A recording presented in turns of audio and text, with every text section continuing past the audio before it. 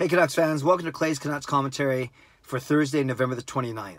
I'm Clay Emo at Canuck Clay on Twitter and at Clayton Emo on Instagram. I'm a founding member of the GLCPC, the Good Looking Canucks Positivity Club.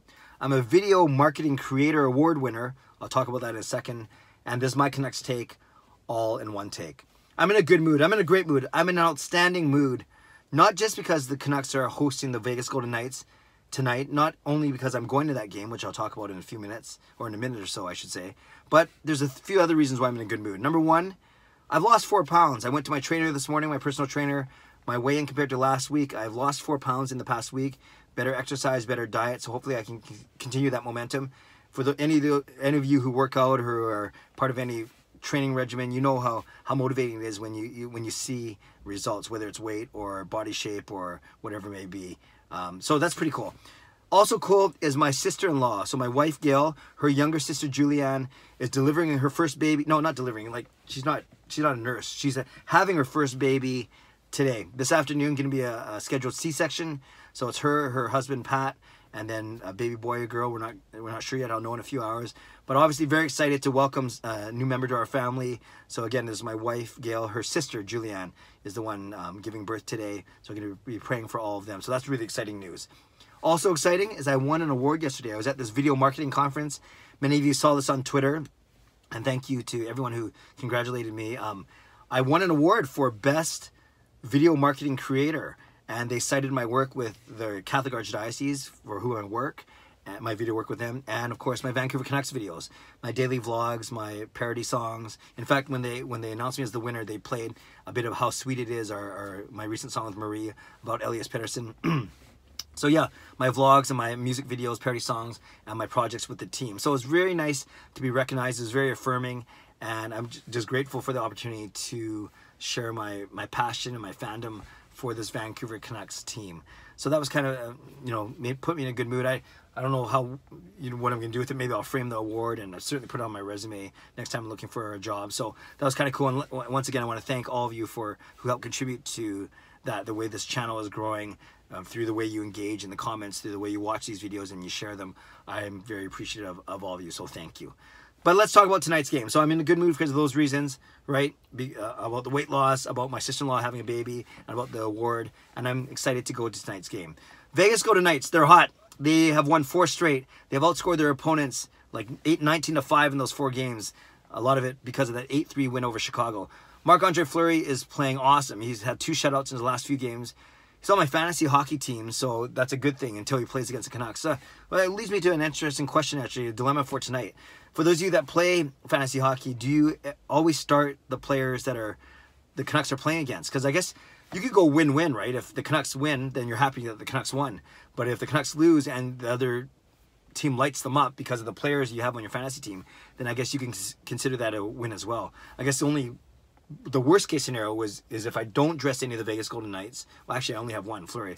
If I don't dress them, and then they shut out the Vancouver Canucks, then I'll be like, oh, that was horrible because I didn't get the points in my fantasy team, and more importantly, the Canucks didn't win the game. So not sure what I'm going to do. I have a gut feeling I'm going to dress them just as a safety net, just in case the Canucks can't score tonight. It's obviously not what I want, but we shall see. I got to see if my other goalies are playing tonight too. They're Martin Jones and Connor Hellebuck. I'm not sure if they're both playing. I have to check that out later after I do this video. Okay, enough about my fantasy team. So the Vegas Golden Knights are hot. One is their 4 straight, outscoring guys, outscoring other teams, and they're kind of more like the Vegas Golden Knights of old, the Stanley Cup finalists of last season. They started off this season really slow, but now they've risen to the top of the Pacific standings with San Jose and Calgary, and Vancouver is outside of the playoff bar right now, outside of the playoff picture, battling with teams like Anaheim, Arizona, Edmonton, and LA, of course. And those are the 8 teams in the Pacific Division. And the one thing about the Vegas Golden Knights that I've always admired, that I've always appreciated, is simply how fast they are, how hard they work, especially through the neutral zone. Got a great transition game, a good job entering the zone and controlling the puck in the opponent's zone. And it's guys like Marchessault, Smith, Carlson, and Eakins in the way they're all playing very, very well. Tuck and all those guys. And that's what I noticed when I went to the game last year.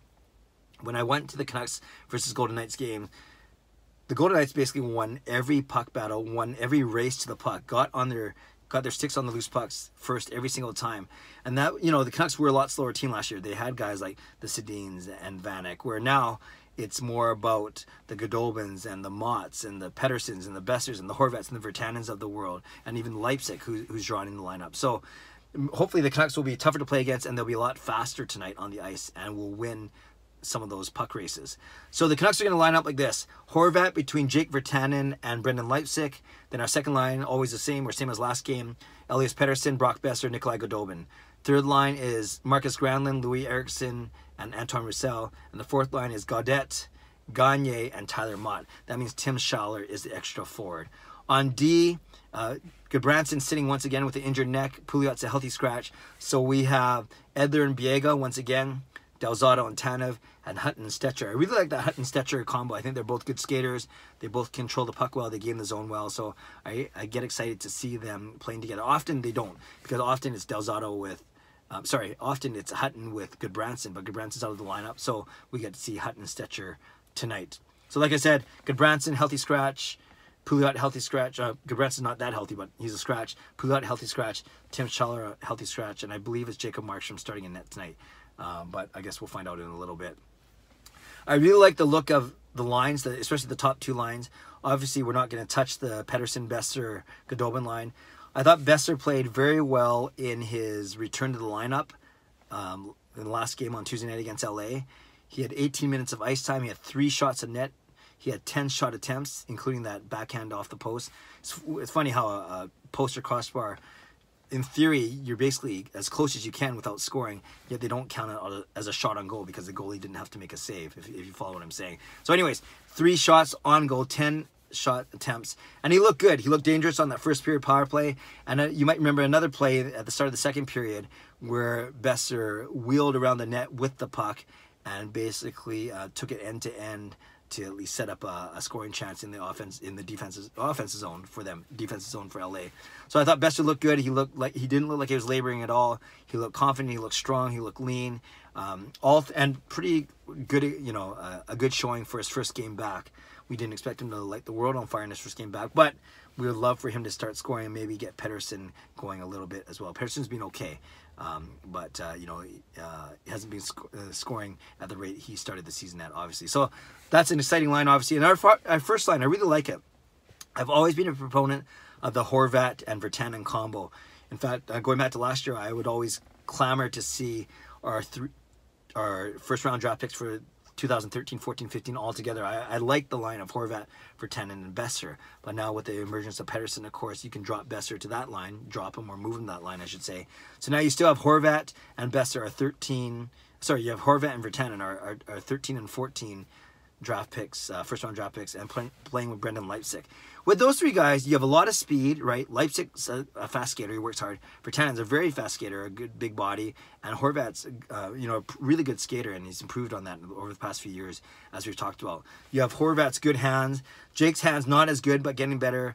Leipzig, not the best hands either, but at least he'll work his tail off. So maybe this is a line where you see Leipzig winning races to pucks. You see Virtanen dislodging pucks from defenders in the corners and along the boards, and then Horvat kind of lurking around in the middle. But I do like the speed of the line. I do like how hard they work, and they can be a difficult line to play against, and they're going to have to be fast and difficult to play against because, like I said earlier, Vegas Golden Knights are very fast in the neutral zone and in the offensive zone. So I'm looking forward to that that matchup, and maybe Virtanen's got 8 goals and 4 assists. He's got 12 points already.